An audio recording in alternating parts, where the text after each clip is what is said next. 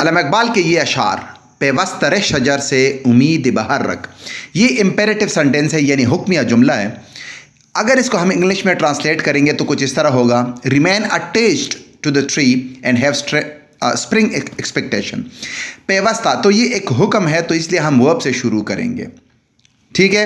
امید ادھر ایک اسپرنگ ایکسپیکٹیشن، یا آپ اس کو ہوپ بھی کہہ دیں، تو اس کی جو ٹرانسلیشن ہے وہ تو ڈفرینٹ بھی اس طرح ہوگی: پیوستہ شجر سے امید بہر رکھ، یعنی ریمین اٹیچڈ کے علاوہ کچھ اس طرح بھی ہو سکتا ہے کہ touch to the tree and hope for the best. یہاں پہ بھی یعنی امپیریٹو سینٹینس ہے، ٹچ یعنی قریب رہو، and hope for the best, یہ وہی ایکسپیکٹیشنز ہیں۔ ہوپ ہے اس کس چیز کی؟ وہ بہار کی، یعنی بیسٹ موسم ہے۔ اگر آپ شجر کے ساتھ، درخت کے ساتھ جڑ جاؤ گے تو ایک اچھی کی امید رکھی جا سکتی ہے۔ This is second translation. As a whole اس کا مطلب کیا ہے؟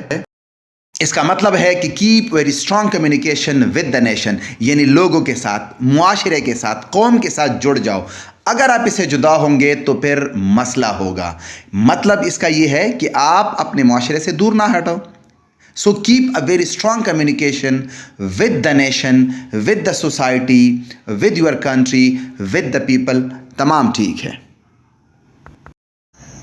اوکے آگے، ڈالی گئی جو فصل خزاں میں شجر سے ٹوٹ، ممکن نہیں ہری ہو سحاب سحر سے۔ یعنی اگر ایک دفعہ خزاں کے موسم میں آپ کٹ جاؤ، یعنی سخت موسم حالات میں آپ کسی کے ساتھ تعلق ختم کرو، تو پھر ممکن نہیں ہے کہ اچھے موسم میں آپ کو اپنائے گا۔